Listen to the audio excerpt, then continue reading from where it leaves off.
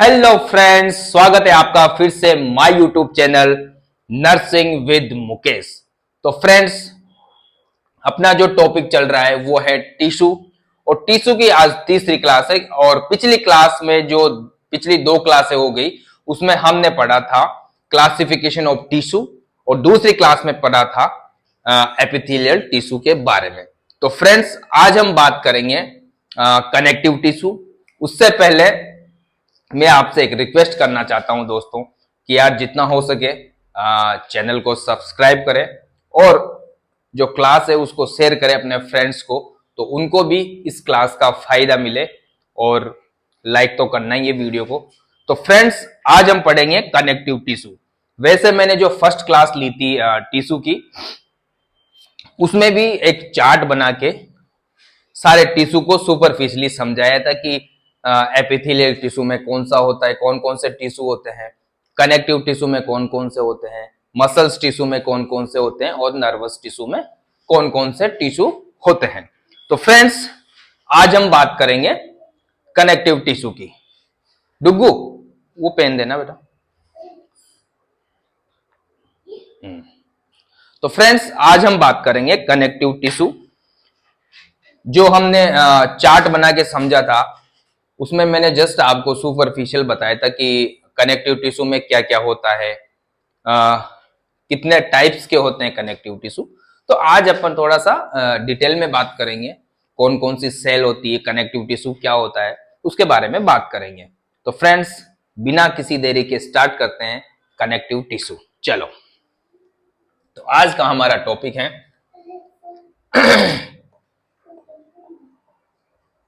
Connective tissue.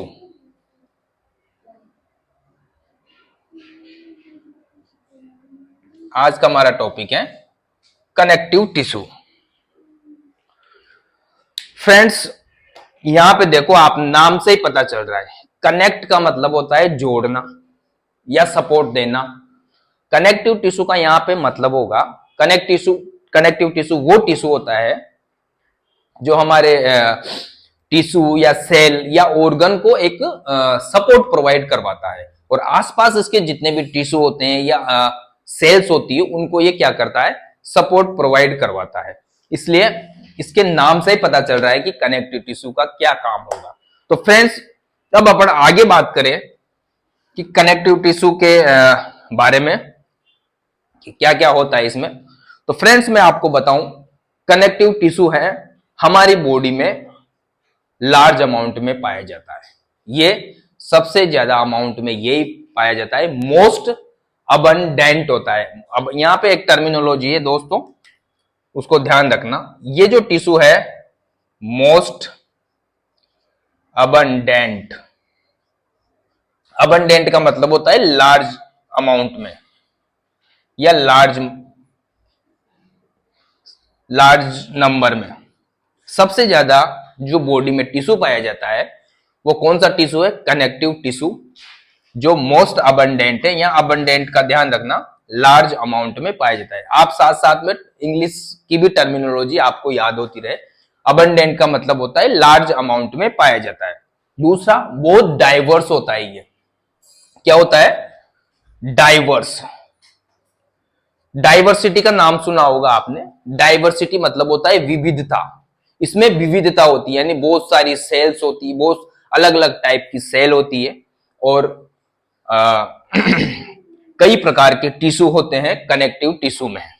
तो ये होता है डाइवर्स टिश्यू होता है। कौन सा, कनेक्टिव टिश्यू। इसकी जो सेल है फ्रेंड्स, इसकी सेल है वो एक दूसरे से सेपरेट होती है, एक दूसरे से सेपरेट।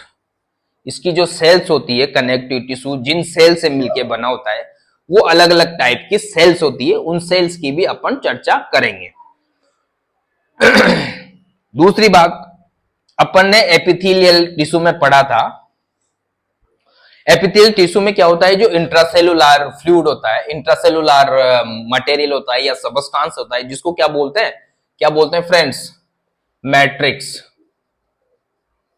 जो सेल के अंदर इंट्रासेलुलर सबस्टांसेज होता है उसको मैट्रिक्स बोलते हैं। तो एपिथेलियल टिश्यू में क्या होता है, जो मैट्रिक्स है वो क्या था, मिनिमल।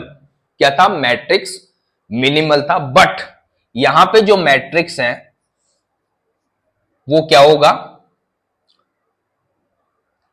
लार्ज अमाउंट में पाया जाएगा, या मैक्सिमम हो सकता है, लार्ज अमाउंट में पाया जाता है। कनेक्टिव टिश्यू में जो मैट्रिक्स होता है फ्रेंड्स, वो लार्ज अमाउंट में पाया जाता है। नेक्स्ट, इतनी सारी बातें होगी कनेक्टिव टिश्यू के बारे में, पर अभी तक वो चीज नहीं आई जिसकी वजह से ये कनेक्टिव टिश्यू अपने आसपास के टिश्यू को, अपने आसपास के सेल्स को या ऑर्गन को सपोर्ट प्रोवाइड करवाता है। तो फ्रेंड्स, इसमें पाए जाते हैं फाइबर। क्या पाए जाते हैं, फाइबर। फाइबर नुमा स्ट्रक्चर पाई जाती है इसके अंदर, फाइबर नुमा स्ट्रक्चर पाई जाती है किसमें, मैट्रिक्स में। जो इसकी सेल्स होती है ना, सारी सेल्स, उसके मैट्रिक्स में फाइबर नुमा स्ट्रक्चर पाई जाती है, जो क्या करती है, अदर टिश्यू को या अदर सेल्स को सपोर्ट प्रोवाइड करवाती है। क्या करवाती है, सपोर्ट्स प्रोवाइड करवाती है, सपोर्ट प्रोवाइड करवाती है, उनको एक आधार प्रोवाइड करवाती है। कौन, कनेक्टिव टिश्यू में जो फाइबर पाए जाते हैं वो किसको प्रोवाइड करते हैं, कनेक्टिव टिश्यू को। तो फ्रेंड्स, ये था कनेक्टिव टिश्यू।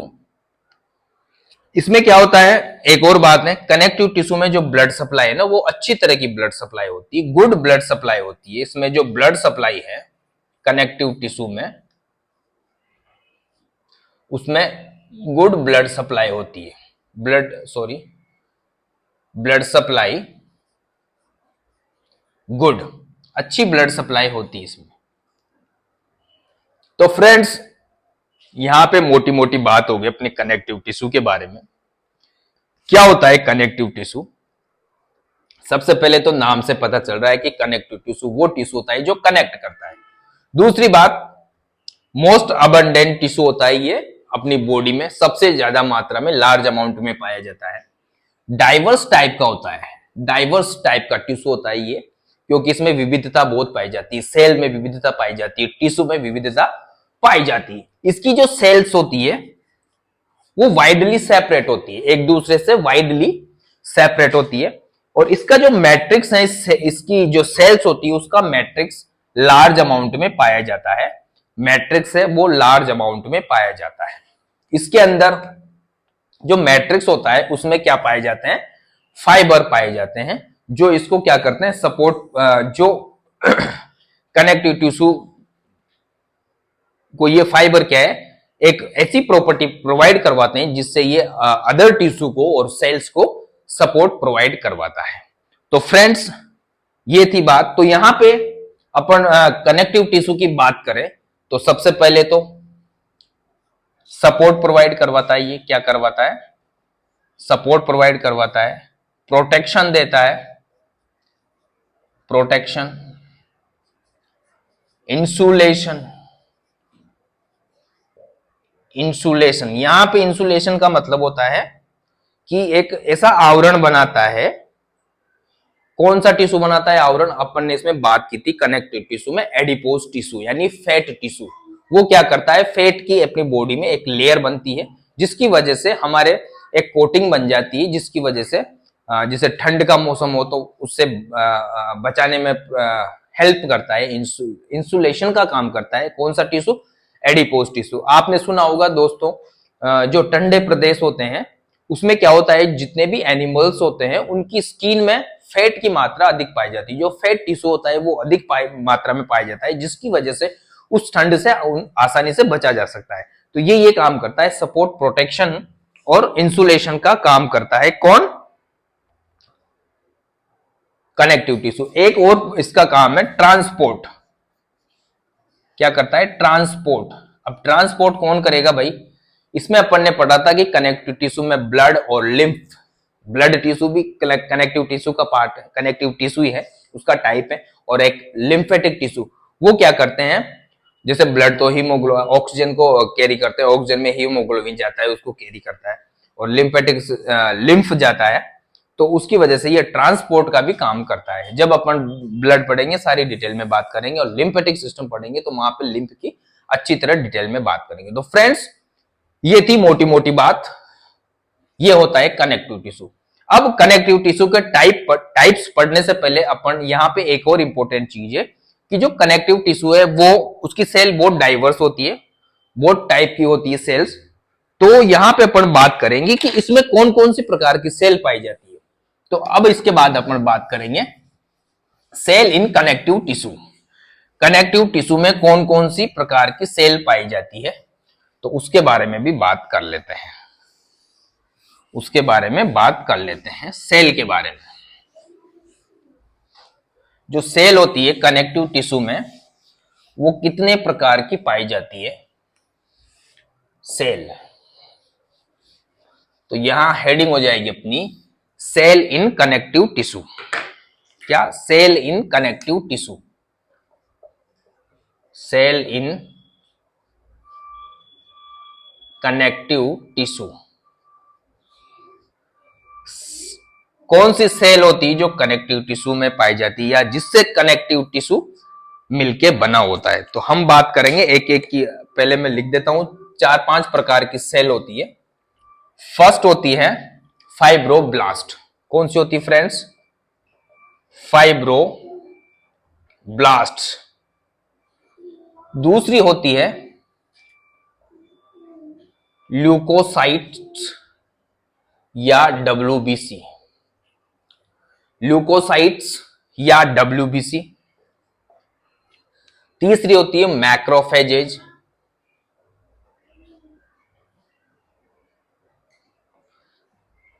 चौथी होती है फैट सेल, जिसको क्या बोलते हैं? एडिपोसाइट।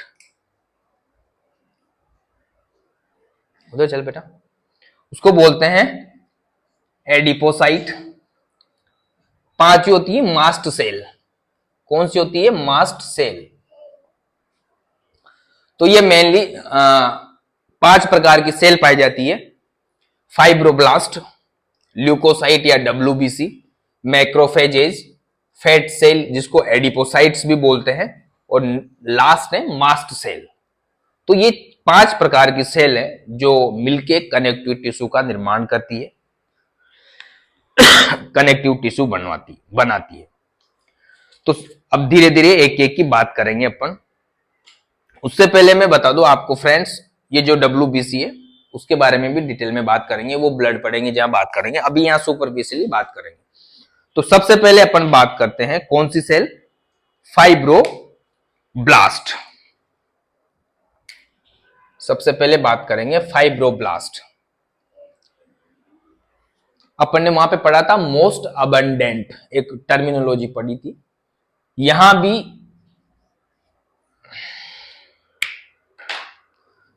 भी ये जो सेल है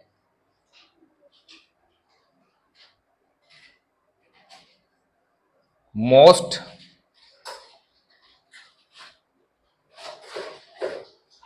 अबंडेंट सेल है। मोस्ट अबंडेंट सेल है जो कनेक्टिव टिश्यू में पाई जाती है। कौन सी? फाइब्रोब्लास्ट। सबसे ज्यादा मात्रा में जो सेल पाई जाती है या जिस सेल से सबसे ज्यादा कनेक्टिव टिश्यू बना होता है, वो सेल है फाइब्रोब्लास्ट। ये किससे बनी होती है? जो फाइब्रोब्लास्ट हैं वो कोलाजन फाइबर, और दूसरा होता है एक इलास्टिक फाइबर। कोलाजन फाइबर और इलास्टिक फाइबर से मिलके बनी होती है। यहां पे कोलाजन फाइबर की बात करें फ्रेंड्स, तो ये एक प्रोटीन होती है, प्रोटीन फाइबर होते हैं ये ध्यान रखना। जो कोलाजन फाइबर हैं वो क्या होते हैं? प्रोटीन फाइबर होते हैं। कौन? कोलाजन। और ये इनका फाइन नेटवर्क पाया जाता है। फाइन नेटवर्क कहां पे पाया जाता है इसका फाइन नेटवर्क? जो मोस्ट एक्टिव टिश्यू होते हैं। मोस्ट एक्टिव टिश्यू मतलब सबसे ज्यादा एक्टिव टिश्यू जो हमारी बॉडी में होते हैं, कौन कौन से होते हैं? जैसे फ्रेंड्स लीवर मान लो आप, लीवर बहुत ज्यादा एक्टिव, मेटाबॉलिक एक्टिव होता है ये लीवर। स्प्लीन होगी, लीवर हो गया, स्प्लीन होगी, ये बहुत ही ज्यादा मेटाबॉलिक एक्टिव होते हैं।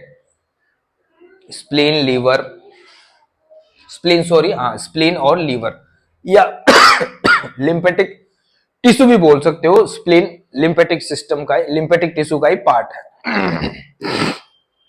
तो ये कोलाजन फाइबर होते हैं, वो फाइन नेटवर्क देते हैं इसको, फाइब्रोब्लास्ट को, जिसकी वजह से कनेक्टिव टिश्यू एक सपोर्टिव टिश्यू की तरह काम करता है। और ये मोस्ट एक्टिव टिश्यू में फाइन नेटवर्क की तरह पाए जाते हैं, जैसे लीवर और स्प्लीन में।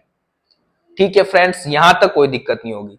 यहां पे होगी अपनी फाइब्रोब्लास्ट। और फाइब्रोब्लास्ट का एक और काम है, ये क्या करती है, वुंड हीलिंग।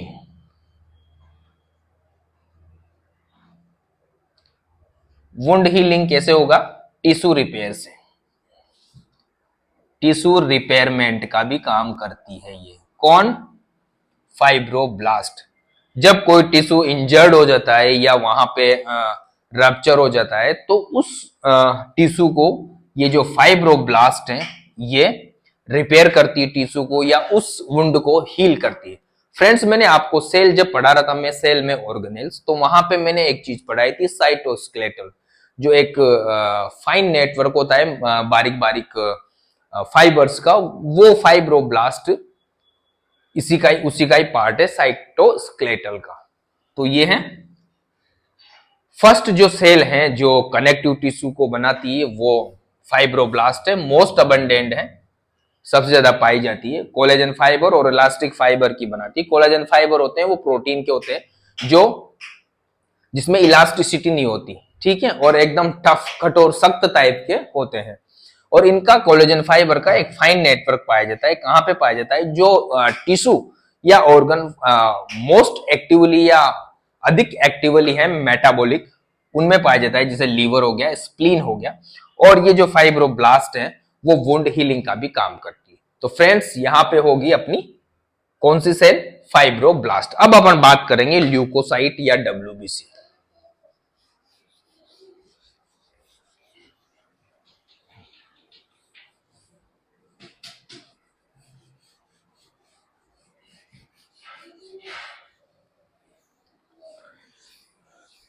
ल्यूकोसाइट और डब्ल्यूबीसी के बारे में बात करते हैं अपन। इससे पहले ये बात कर लेते हैं कि डब्ल्यूबीसी क्या है। डब्ल्यूबीसी श्वेत रक्त कणिका, व्हाइट ब्लड सेल है, जो ब्लड में पाई जाती है। ब्लड में दो टाइप की, जो आरबीसी, डब्ल्यूबीसी और प्लेटलेट और प्लाज्मा होता है। जब ब्लड पढ़ेंगे तब पूरी डिटेल में बात करेंगे। तो यहां मैं आपको बताऊं कि व्हाइट ब्लड सेल कितनी टाइप की होती है। ये भी बहुत सारी टाइप की होती है, जिसकी वजह से ये क्या करती है, कनेक्टिव टिश्यू में एक इम्यून सिस्टम या इम्यूनिटी प्रोवाइड करवाती है, या एक इम्यून सिस्टम को डेवलप करती है। वहां पे एक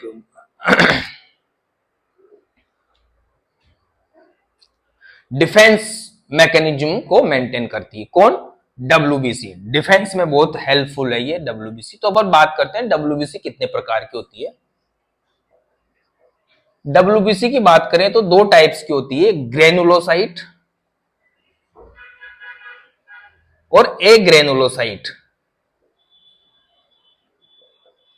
ग्रेनुलोसाइट का मतलब होता है वो सेल जिसमें ग्रेन्यूल्स टाइप के, ग्रेनुलेटेड होती है, थोड़ा ग्रेन्यूल्स पाए जाते हैं जिसमें। तो ये तीन प्रकार की होती है, न्यूट्रोफिल्स, दूसरी बेसोफिल, और तीसरी होती है इओसिनोफिल। कौन कौन सी होगी, न्यूट्रोफिल्स, बेसोफिल और इओसिनोफिल। और अग्रेनुलोसाइट में होती है लिम्फोसाइट, और मोनोसाइट। तो ये होती है डब्ल्यूबीसी। मेनली दो प्रकार की होती है वैसे, पर इसको फिर आगे अलग अलग टाइप में डिवाइड किया हुआ है। जो ग्रेन्युलोसाइट है उसमें न्यूट्रोफिल्स, बेसोफिल्स और यूसिनोफिल आती है, और एग्रेनुलोसाइट में लिम्फोसाइट और कौन सी आती है, मोनोसाइट आती है इसमें। तो फ्रेंड्स यहां तक कोई दिक्कत नहीं होनी चाहिए आपको, यहां तक कोई दिक्कत नहीं होनी चाहिए। अब डब्ल्यूबीसी, ये जितनी भी सारी सेल्स हैं, ये क्या काम करती है हमारी इस कनेक्टिव टिश्यू में, क्या काम करती है। जो डब्ल्यूबीसी है वो कम अमाउंट में पाई जाती है, मतलब इसकी जो नंबर्स हैं इसके अधिक नंबर्स में नहीं पाई जाती। कौन, डब्ल्यूबीसी, कहां पे, कनेक्टिव टिश्यू में। बट क्या होता है, जब भी कोई इंफेक्शन होता है, टिश्यू में कोई इंफेक्शन होता है, तो ये जो है ना न्यूट्रोफिल्स, ये वाली माइग्रेट होके यहां पे आ जाती है। कहां पे, जहां पे इंफेक्शन हुआ है। ये न्यूट्रोफिल्स कहां पे आ जाती है, जहां पे इंफेक्शन हुआ है, क्योंकि ये कम पड़ जाती है उस इंफेक्शन से लड़ने के लिए। तो न्यूट्रोफिल्स वहां पे आती है और एक डिफेंस मैकेनिज्म वहां पे क्रिएट करती है, एक डिफेंस सिस्टम बना देती है, जिसकी वजह से उस माइक्रोब्स या जो भी माइक्रो ऑर्गेनिज्म है जिसकी वजह से वहां पे इंफेक्शन हुआ है, उसको मार गिराती है, उसके अगेंस्ट हमें इम्यूनिटी देती है, उसके अगेंस्ट लड़ने की क्षमता प्रोवाइड करती है उस टिश्यू को। तो यहां तक कोई दिक्कत नहीं होगी। ये कम मात्रा में पाई जाती है कनेक्टिव टिश्यू में, बट वहां पे क्या आ जाती है, न्यूट्रोफिल्स आ जाती है, जिसकी वजह से एक इम्यून सिस्टम डेवलप हो जाता है, एक डिफेंस मैकेनिज्म डेवलप हो जाता है, और टिश्यू डिफेंस में क्या करती है, अहम रोल निभाती है, अहम भूमिका निभाती है। यहां पे इसकी बात करें, लिम्फोसाइट सेल है, वो कनेक्टिव टिश्यू में इसका क्या रोल है, ये क्या करती है, एक एंटीबॉडी की तरह कार्य करती है। किसकी तरह काम करती है, ये एंटीबॉडीज की तरह काम करती है, एंटीबॉडी की तरह काम करती है लिम्फोसाइट। तो ये जितनी भी सारी यहाँ डब्ल्यूबीसी की सेल्स है, ये कनेक्टिव टिश्यू को एक डिफेंस मैकेनिज्म प्रोवाइड करती है, जिससे क्या है, कनेक्टिव टिश्यू हेल्दी रहे, माइक्रो ऑर्गेनिज्म से लड़ने की क्षमता इसमें बनी रहे। तो फ्रेंड्स ये थी डब्ल्यूबीसी। इसके बाद हम बात करेंगे मैक्रोफेजेस। इसके बाद अब बात करते हैं मैक्रोफेज।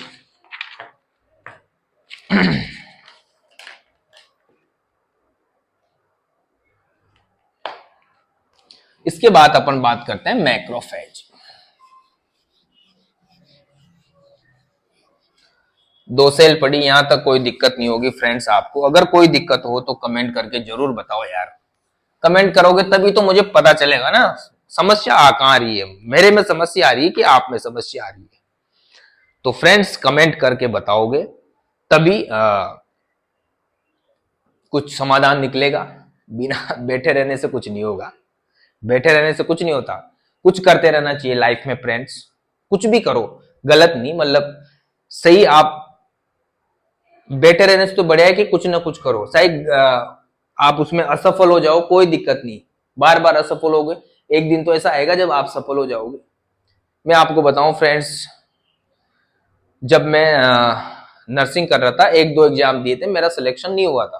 फिर उसके बाद एक बुक थी एनक्लेक्स की बुक, तो किसी ने कहा कि इस बुक को पढ़ ले यार, तू कोई सा भी एग्जाम क्लियर कर लेगा। तो भाई साहब मैंने वो बुक है ना 16 बार पढ़ी, 6 मंथ में 16 बार। मैंने हिम्मत नहीं आ रही।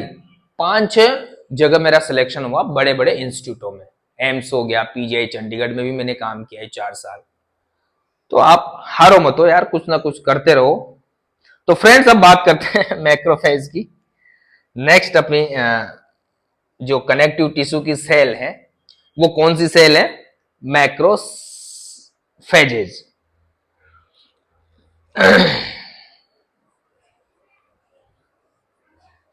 अब बात करें अपन फ्रेंड्स मैक्रोफेज की, तो ये क्या होती है, ये सेल होती है वो इर्रेगुलर शेप्ड। इस सेल का जो शेप होता है वो इर्रेगुलर होता है। माइक्रोफेज की बात कर रहे हैं अपन। इस सेल का जो शेप होता है वो इर्रेगुलर शेप होता है। ये दो प्रकार की होती है, एक होती है फिक्स्ड और दूसरी होती है मोटाइल। मोटाइल बोल सकते हो या मोबाइल बोल सकते हो। एक होती है फिक्स्ड, जो एक जगह फिक्स रहती है, दूसरी होती है मोटाइल। क्या होती है? मोटाइल। इसका क्या काम है, ये मैंने आपको फ्रेंड सेल में पढ़ाया था, फेगोसाइटोसिस एक टर्मिनोलॉजी पढ़ाई थी, या थोड़ा प्रोसेस भी बताया था उसके बारे में कि सेल कैसे फेगोसाइटोसिस करती है। जो ये मैक्रोफेज है ना, इसका मेन काम है फेगोसाइटोसिस, फेगोसाइटोसिस या फेगोसाइट, या फेगोसाइट भी बोल सकते हो, या फेगोसाइटोसिस भी बोलते हो। ये क्या करती है, कोई भी सेल में किसी भी कोई भी तरह का माइक्रो ऑर्गेनिज्म अगर अटैक करता है तो ये उसको फेगोसाइटोसिस करके नष्ट कर देती है, उसको एनगल्फ करके, निगल के, फिर उसको डाइजेस्टिव ऑर्गन कहां से निकलते हैं, लाइसोसोम डाइजेस्टिव ऑर्गन छिड़कता है उसमें, उसके बाद उसको बाहर वेस्ट मटेरियल के रूप में बाहर निकाल देते हैं। तो ये मैक्रोफेजेस क्या काम करती है, जो भी बैक्टीरिया, वायरस, बाहर से जितने भी माइक्रोब्स हैं, अगर वो अटैक करते हैं इस टिश्यू में, तो ये सेल क्या करती है, उसको फेगोसाइटोसिस करती है और एक डिफेंस मैकेनिज्म, ये भी डिफेंस मैकेनिज्म देती है। और ये जो फिक्स टाइप की है, ये कहां कहां पाई जाती है, ब्रेन में, लीवर में, स्प्लीन में, यहां पे ये फिक्स टाइप की मैक्रोफेजेस पाई जाती है। तो फ्रेंड्स, ये थी मैक्रोफेजेस, कुछ खास नहीं, इसमें थोड़ा सा ध्यान रखना मैक्रोफेजेस किससे संबंधित है, फेगोसाइटोसिस से, यहां से क्वेश्चन पूछ सकते हैं। और फाइब्रोब्लास्ट में से ध्यान रखना कि वहां पे कोलाजन पाए जाते हैं। कोलाजन जो कौन से फाइबर होते हैं, कोलाजन फाइबर प्रोटीन के फाइबर होते हैं, वो क्या करते हैं, एक सपोर्ट प्रोवाइड करते हैं कनेक्टिविटीज को। इसके बाद फ्रेंड्स अपन बात करेंगे फैट सेल, जिसको एडिपोसाइट सेल भी बोलते हैं। कौन सी सेल, फैट सेल, जिसको अपन क्या बोलते हैं, एडिपोसाइट सेल भी बोलते हैं, एडिपोसाइट सेल बोलते हैं। नेक्स्ट बात करते हैं अपन फैट सेल या एडिपोसाइट सेल। सबसे पहले तो बात करें अपन, ये सबसे ज्यादा कहां पाई जाएगी, नाम से पता चल रहा है फैट सेल है। और टिश्यू कनेक्टिव टिश्यू में कौन सा टिश्यू आता है फैट से रिलेटेड, वो है एडिपोज टिश्यू। कौन सा टिश्यू आता है, एडिपोज। तो सबसे ज्यादा मात्रा में जो फैट सेल है वो कहां पाई जाएगी, एडिपोज टिश्यू में पाई जाएगी। और जो ये फैट सेल है वो अलग अलग जगह में अलग अलग पाई जाती है। मींस कैसे, जहां पे फैट ज्यादा है हमारी बॉडी में, जिस जगह में फैट ज्यादा है वहां पे ऑब्वियसली फैट किससे बनेगी, फैट टिश्यू किससे बनेगा, एडिपोसाइट से। तो ये एक नॉर्मल बात है कि जहां पे फैट अधिक होगी वहां पे एडिपोसाइट सेल अधिक होगी, जहां फैट कम होगी वहां एडिपोसाइट सेल कम होगी। This is normal. ये यहां पे ऐसा होगा, जहां पे फैट अधिक होगी या फैटी टिश्यू अधिक होगा तो सेल ज्यादा होगी, कम होगा तो कम होगी। इसके बाद अपन बात करें फ्रेंड्स, नेक्स्ट लास्ट सेल है अपनी, सॉरी,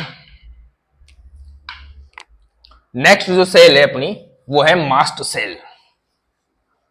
मास्ट सेल, ये होती है मास्ट सेल। अब ये कहां कहां पाई जाती है उसके बारे में बात करते हैं, मास्ट सेल की बात करेंगे अपन। नेक्स्ट है मास्ट सेल। फ्रेंड्स, मैंने अभी आपको बताया था डब्ल्यूबीसी में जो ग्रेनुलोसाइट में एक चीज बताई थी, बेसोफिल सेल बताई थी, उसी के सिमिलर होती है ये। कई बार पूछ सकते हैं किसके सिमिलर होती है, बेसोफिल के सिमिलर। ये जो सेल होती है कौन सी, मास्ट सेल, ये किसके सिमिलर होती है, बेसोफिल के सिमिलर होती है मास्ट सेल। और सबसे ज्यादा कहां पाई जाती है, मोस्ट अबंडेंट सेल, ये जो मोस्ट अबंडेंट है लार्ज अमाउंट में कहां पाई जाती है, ये लूज कनेक्टिव टिश्यू, ये ध्यान रखना।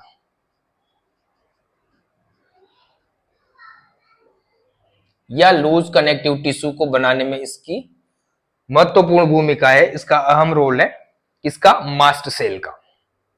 तो यहां तक कोई दिक्कत नहीं होगी दोस्तों। ये सिमिलर, बेसोफिल के सिमिलर होती है, और ये लूज कनेक्टिव जो टिश्यू होता है वहां पे पाई जाती है। स्पेशली कहां पे, स्पेशली अपन ऑर्गन की भी बात करेंगे, ये वहां पे पाई जाती है जहां पे ऐसा ऑर्गन या ऐसी सरफेस या ऐसा पार्ट बॉडी का या ऐसी स्ट्रक्चर जो बाहर से एक्सपोज हो, और एक्सपोज होगी तो उसमें कोई भी बाहर से माइक्रो ऑर्गेनिज्म या माइक्रोब्स उसके अंदर आसानी से चले जाएंगे। ऐसी कौन सी स्ट्रक्चर है हमारी बॉडी की, तो वो स्ट्रक्चर है जैसे जीआई, गैस्ट्रोइंटेस्टाइन, मुंह से कोई भी अपने खाते हैं उस टाइम कोई भी माइक्रोब्स अंदर जा सकता है, बोलते टाइम जा सकता है। दूसरा, सांस लेते वक्त भी जा सकता है, एकदम ओपन होता है। तो respiratory tract, respiratory tract, respiratory tract, एक तो जीआई गैस्ट्रोइंटेस्टाइनल ट्रैक, दूसरा रेस्पिरेटरी ट्रैक, एक होती है स्किन, स्किन भी अपनी ओपन रहती है, स्किन एकदम ओपन है, कोई भी माइक्रो ऑर्गेनिज्म या कोई भी बैक्टीरिया वायरस आ सकता है इसमें। तो ये वहां पे अधिक मात्रा में पाया जाता है कौन सी सेल, मास्ट सेल, जिसकी वजह से ये क्या है, जीआई में कोई भी माइक्रोब जाएगा उसके अगेंस्ट काम करेगी, रेस्पिरेटरी ट्रैक्ट में भी कोई जाएगा तो उसके अगेंस्ट काम करेगी, स्किन में भी कोई जाएगा तो उसके अगेंस्ट काम करेगी। इसमें क्या होता है ये जो सेल है मास्ट सेल, ये दो तरह के केमिकल्स रिलीज करती है। फर्स्ट है हिस्टामिन, क्या करती, हिस्टामिन। हिस्टामिन क्या होता है, कोई भी हमारी बॉडी में इंफेक्शन होता है या कोई भी माइक्रोब्स हमारी बॉडी में क्या करता है, एक अटैक करता है या बॉडी में एंटर होता है, तो ये जो सेल है मास्ट सेल, ये क्या करती है, हिस्टामिन रिलीज करती है और उस एरिया को हाइपर सेंसिटिव बना देती है। तो फिर बाहर से इसकी हेल्प करने के लिए बहुत सारे इम्यून सिस्टम पूरा इसमें लग जाता है। आपको पता है फ्रेंड्स, मधुमक्खी काटती है ना मधुमक्खी तो स्वेलिंग हो जाती है, इन्फ्लामेशन हो जाता है, सूज जाता है ना, वो क्या होता है, वहां से हिस्टामिन होता है, वो हिस्टामिन की वजह से होता है, क्योंकि वो एरिया बहुत हाइपर सेंसिटिव हो जाता है वहां पे। उस हिस्टामिन की वजह से वहां पे क्या है पूरा डिफेंस सिस्टम उसको बचाने में या वहां पे जो भी रिएक्शन हुई उसको कंट्रोल करने में वहां पे लग जाते हैं। तो ये क्या करती है, हिस्टामिन रिलीज करती है, जिससे उस एरिया को क्या बना देती है, हाइपर सेंसिटिव, हाइपर सेंसिटिव बना देती है उस एरिया को, कौन, मास्ट सेल। दूसरी बात, एक और केमिकल रिलीज करती है, वो है हिपेरिन। हिपेरिन क्या काम करता है भाई, हिपेरिन आप अगर हॉस्पिटल में काम करते हो तो हिपेरिन के बहुत इंजेक्शन आते हैं जो क्या करते हैं, खून को जमने से रोकते हैं, ब्लड को जमने से रोकता है, एक कोएगुलेशन का काम करता है, मतलब ब्लड को जमने नहीं देता और उसका फ्लो बना के रखता है, कौन, हिपेरिन। जिसकी वजह से क्या होगा, कोई भी इंफ्लामेटरी साइट है या इन्फ्लामेड जो इन्फ्लामेशन हो चुका है जिस टिश्यू में, उसमें ब्लड सप्लाई प्रॉपर मात्रा में जा सके, उस में नेक्रोसिस नहीं हो, क्योंकि ब्लड सप्लाई हो जाएगी, नेक्रोसिस हो जाएगी, नेक्रोसिस की वजह से टिश्यू मर जाएगा। तो ये क्या करती है, मास्ट सेल हिपेरिन को रिलीज करती है, जिसकी वजह से वो टिश्यू अगर उसमें इन्फ्लामेशन भी हुआ है तो भी ये ब्लड सप्लाई रहेगी तो वो जीवित रहेगा, उस नेक्रोसिस नहीं होगा, उसकी डेथ नहीं होगी। तो फ्रेंड्स यहां तक कोई दिक्कत नहीं होगी, जो शायद मैंने मेरी पूरी कोशिश की है आपको समझाने में। कोई दिक्कत हो कमेंट करके बताओ। ये जो हमने पढ़ी ये है कनेक्टिव टिश्यू की सेल, जिसकी वजह से कनेक्टिव टिश्यू इतना शक्तिशाली है, हमारी बॉडी में सबसे ज्यादा मात्रा में पाया जाता है, सबसे लार्ज अमाउंट में टिश्यू पाया जाता है, वो कनेक्टिव टिश्यू है, जो विभिन्न प्रकार की गतिविधियां मेंटेन करता है, विभिन्न प्रकार की डिफेंस मैकेनिज्म हमारी बॉडी को प्रोवाइड करवाता है। कितना कितना मस्त चीज है ना ये, देखो कोई भी इन्फेक्शन होता है तो उसके अगेंस्ट एक ऑटोमेटिक सिस्टम बनाया हुआ है। तो फ्रेंड्स ये थी आज की क्लास, जिसमें अपन ने सुपरफिशियल बात की या थोड़ा सा कनेक्टिव टिश्यू के बारे में जाना, उसकी सेल्स के बारे में जाना। तो फ्रेंड्स अब नेक्स्ट क्लास में अपन टाइप्स ऑफ कनेक्टिव टिश्यू पढ़ेंगे, कनेक्टिव टिश्यू के टाइप्स पढ़ेंगे। तो फ्रेंड्स मैं आशा करता हूं कि आपको समझ में आया होगा, और फ्रेंड्स फिर से आपसे रिक्वेस्ट है कि जितना हो सके चैनल को सब्सक्राइब करो मैं पूरी कोशिश करूंगा आपको जितना ज्ञान होगा मेरे में वो देने की पूरी कोशिश करूंगा। तो दोस्तों मिलते हैं फिर कल नए क्लास में, वही अपन कलेक्टिव टिश्यू पढ़ेंगे। फिर कोशिश करूंगा कि मैं जैसे भी मेरे को टाइम मिलता रहेगा, फिर मैं सोच रहा हूँ एक फाउंडेशन ऑफ नर्सिंग की भी क्लास स्टार्ट कर दूं। तो फिर मिलते हैं दोस्तों, तब तक के लिए bye, take care, love you. चलो।